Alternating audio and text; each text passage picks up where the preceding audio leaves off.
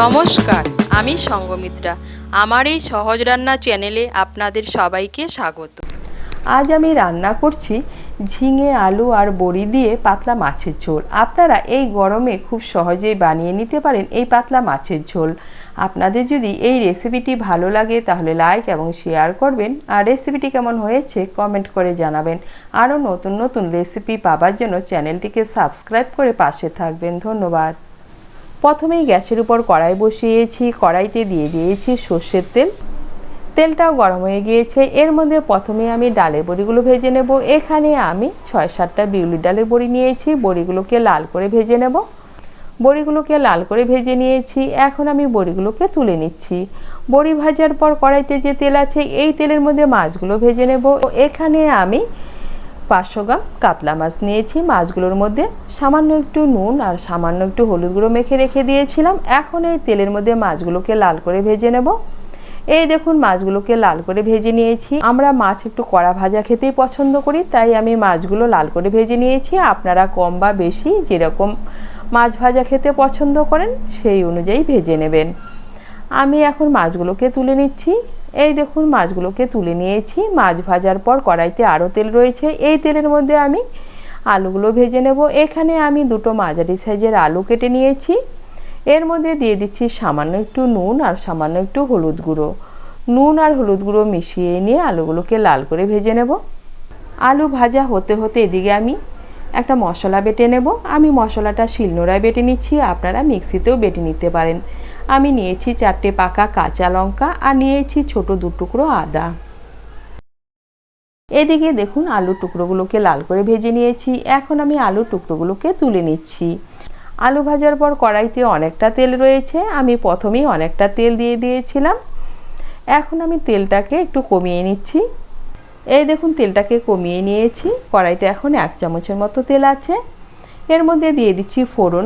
ফোড়নের জন্য নিয়েছি একটা তেজপাতা, একটা শুকনো লঙ্কা, হাফ চামচ গোটা জিরে আর হাফ চামচ কালো জিরে।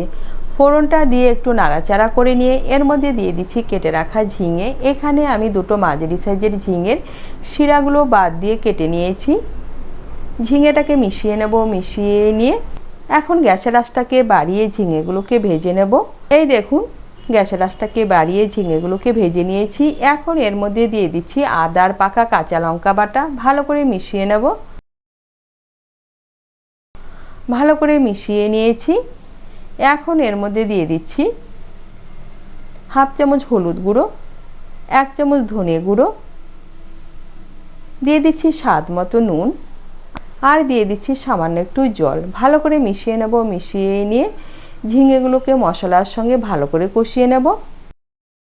ঝিঙেটাকে ভালো করে মশলার সঙ্গে কষিয়ে নিয়েছি। এখন এর মধ্যে দিয়ে দিচ্ছি ভেজে রাখা আলু। আলুটাকে মিশিয়ে নিয়ে ঝিঙের সঙ্গে আরেকটু ভালো করে কষিয়ে নেব। এই দেখুন ঝিঙে আর আলু ভালো করে কষিয়ে নিয়েছি মশলার সঙ্গে। এখন এর মধ্যে দিয়ে দিচ্ছি জল। এর মধ্যে দিয়ে দিচ্ছি 3 কাপ গরম জল। আপনারা যেরকম ঝোল খাবেন সেই অনুযায়ী জল দেবেন। জলটাকে ভালো করে মিশিয়ে নিয়ে ঝোলটাকে ভালো করে ফুটিয়ে নেব। ঝোলটা ফুটতে ফুটতে আমি একটা ভাজা মশলা বানিয়ে নেব। তার জন্য আবার কড়াই বসিয়েছি। এর মধ্যে দিয়ে দিচ্ছি 1 চামচ গোটা জিরে।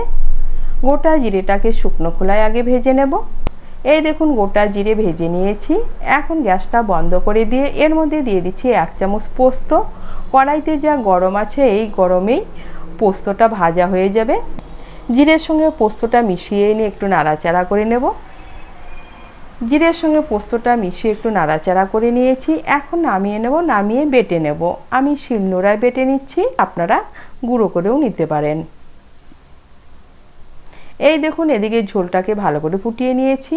এখন এর মধ্যে দিয়ে দিচ্ছি ভেজে রাখা মাছগুলো, দিয়ে দিচ্ছি ভেজে রাখা ডালের বড়ি,